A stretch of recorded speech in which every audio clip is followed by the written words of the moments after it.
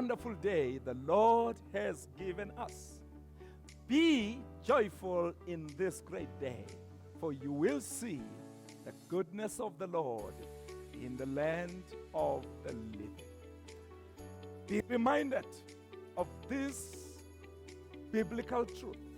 Whoever comes to God must believe that God is, and He is the rewarder of them that seek Him. She must believe that God is. And my question to you today, who is God to you today?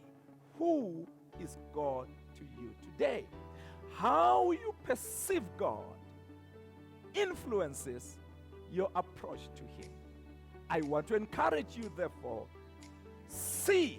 perceive God daily as the gracious God, as the gracious Elohim, as the gracious Yahweh, and even use the Hebrew word for gracious, which is kanun.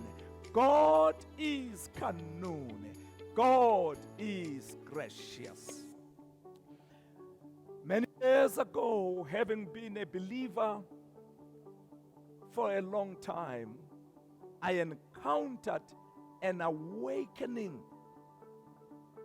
regarding the character, the nature of God, regarding His grace.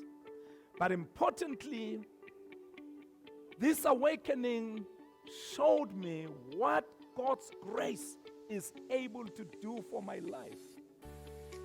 You see, we enter the kingdom through the door that has been opened for us by grace. We said some weeks ago, grace has appeared. Titus 2, verse 11. Yet many don't go further from the door and capture what more grace can do.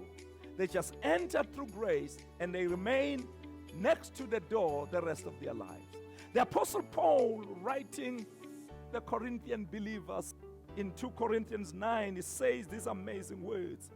He says, and God is able to make all grace overflow to you. My goodness. So that because you have enough of everything in every way at all times, you will overflow in every good work. I love this line. God is able to make all grace overflow to you. I want to affirm these words into your spirit. I affirm these words in my life, in your life, in our spirit. And the words are, God is able to make all grace overflow. God is able to make all grace overflow. God is able to make all grace overflow. Capture this now. The overflow of this grace causes us to have enough, to have abundance of everything in every way at all times. I want you to read that text again. That grace is able to make us, capture this, have enough of everything in every way at all times. In other words, Dr. Alex says to you today, in reading the scripture, I discovered that grace does not end at the door of salvation. It appeared, and through it we all get salvation. But it doesn't end there. It must reach an overflow in our lives. And how do we know that grace has reached an overflow? It says we will have abundance because our portion as kingdom citizen in this world is inheritance. I therefore challenge you, I challenge your mind, I challenge your brain, I challenge your spirit to daily be awakened and be conscious that the grace of God can overflow in my life. And when it overflows, I will experience abundance.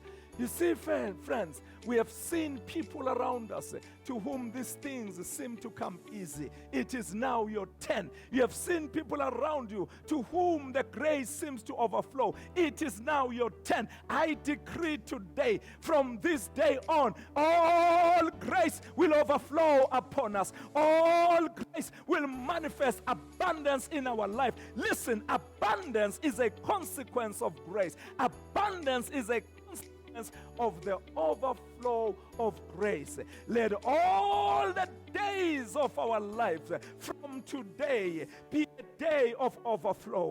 Let all the days of your life from today be the days of overflow. You say, Dr. Alex, why? Because Elohim is Kanun, Yahweh is Kanun, Yehovah is Kanun. When His grace overflows, it releases, it manifests, it unlocks abundance. But you have to be conscious of His grace.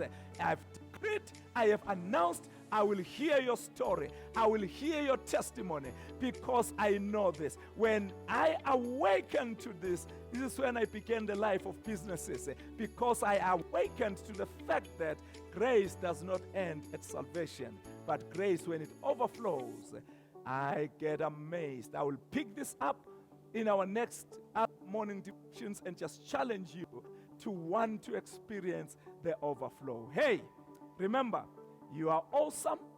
I want you to experience extraordinary living today. You say, why? Because we truly, truly, and truly love you. See you